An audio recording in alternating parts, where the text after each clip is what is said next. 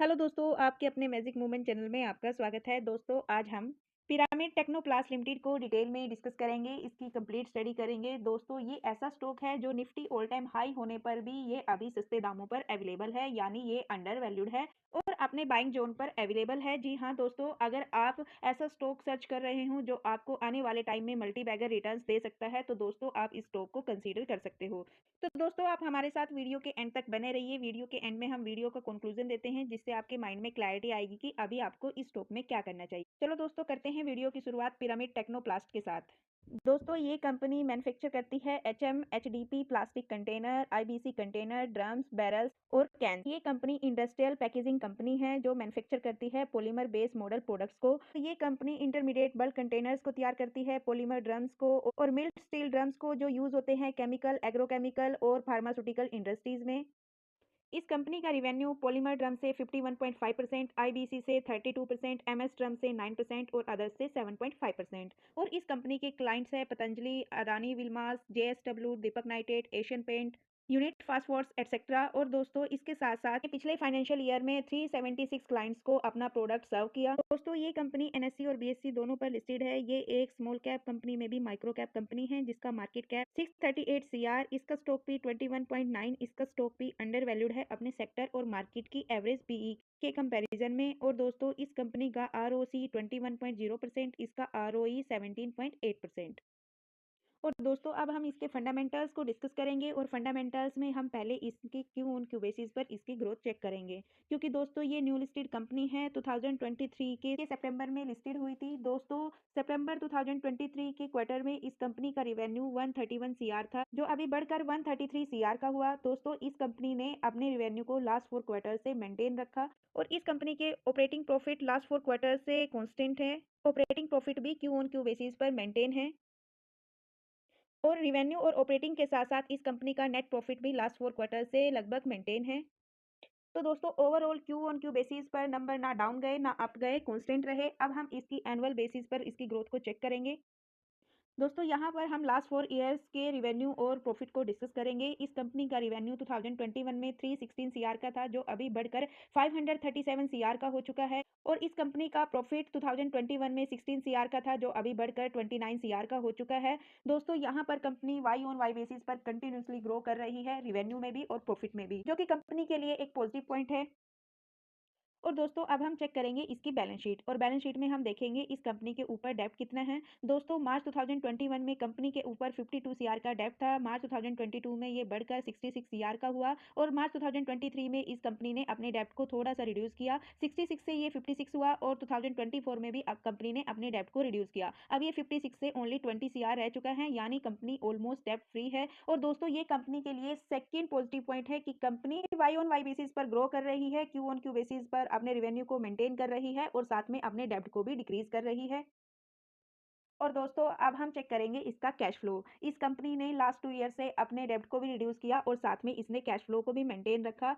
और दोस्तों अब हम इस कंपनी के एसेट्स को चेक करेंगे। येलो कलर की लाइन एसेट्स की है और ब्लू कलर की लाइन इसकी लायबिलिटीज की है। मार्च 2021 में कंपनी के पास 153 सीआर के एसेट थे, जो अभी बढ़कर 303 सीआर के हो चुके हैं। यहाँ पर कंपनी अपने डेब्ट को भी रिड्यूस कर रही है और साथ वाई ऑन वाई बेसिस पर अपने एसेट को भी कंटिन्यूसली इंक्रीज कर रही है, जो कि कंपनी के लिए थर्ड पॉजिटिव पॉइंट है।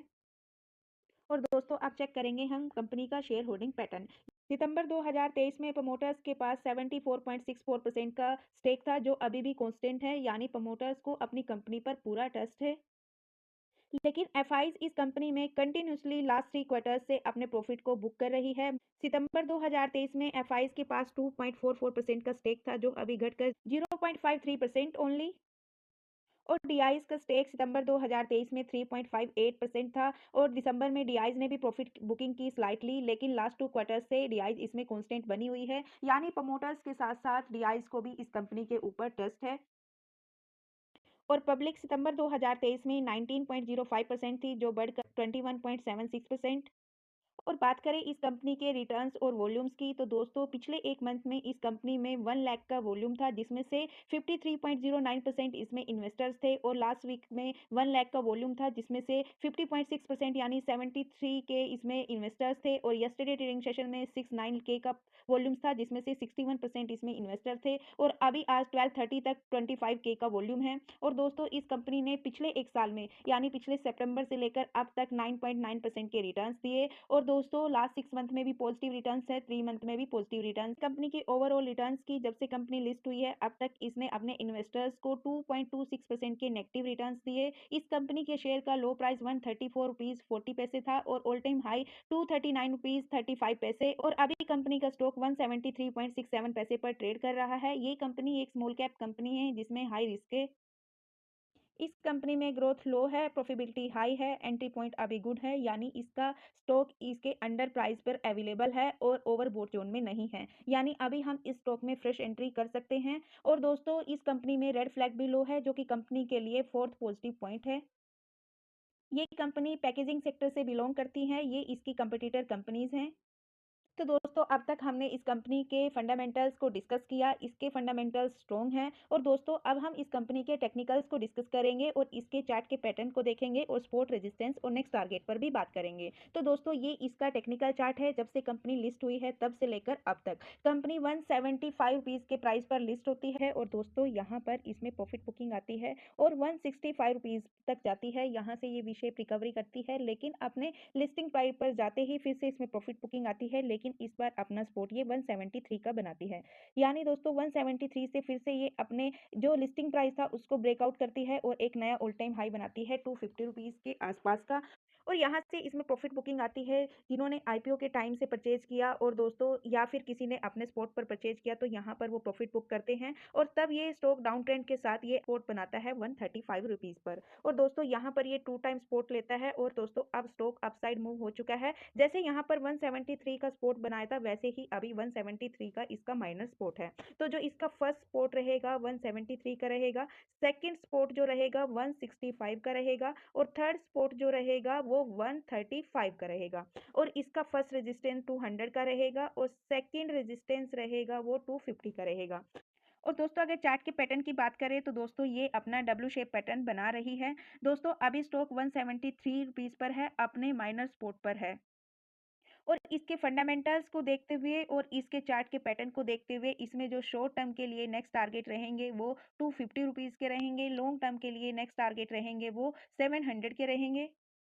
बाकी हम इसके बाइंग सेलिंग लेवल को इसके कंक्लूजन में डिस्कस करते हैं।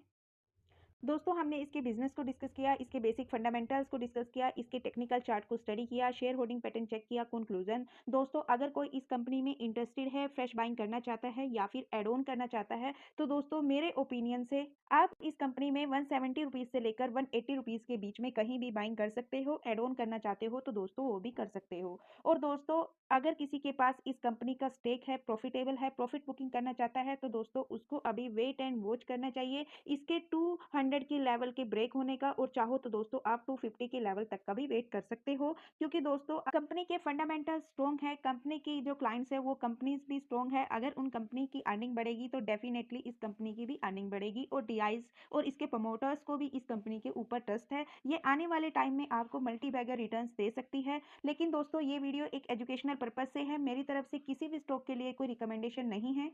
तो दोस्तों ये थी पिरामिड टेक्नोप्लास्ट की कंप्लीट स्टडी। तो यदि आपको वीडियो पसंद आए और यदि वीडियो से आपको कुछ सीखने को मिला तो प्लीज़ वीडियो को लाइक कीजिए, शेयर कीजिए एंड कमेंट कीजिए। और दोस्तों यदि आप चैनल पर नए हो तो प्लीज़ चैनल को सब्सक्राइब कीजिए, बेल आइकन को प्रेस कीजिए। और दोस्तों यदि आपको वीडियो में कुछ कमी नजर आई तो प्लीज़ उसका भी फीडबैक दीजिए, कमेंट कीजिए। मुझे आपके फीडबैक और कमेंट का इंतजार रहेगा दोस्तों। मिलते हैं दोस्तों नेक्स्ट वीडियो में, तब तक के लिए बाय बाय दोस्तों। प्लीज भाई लाइक को कर दो।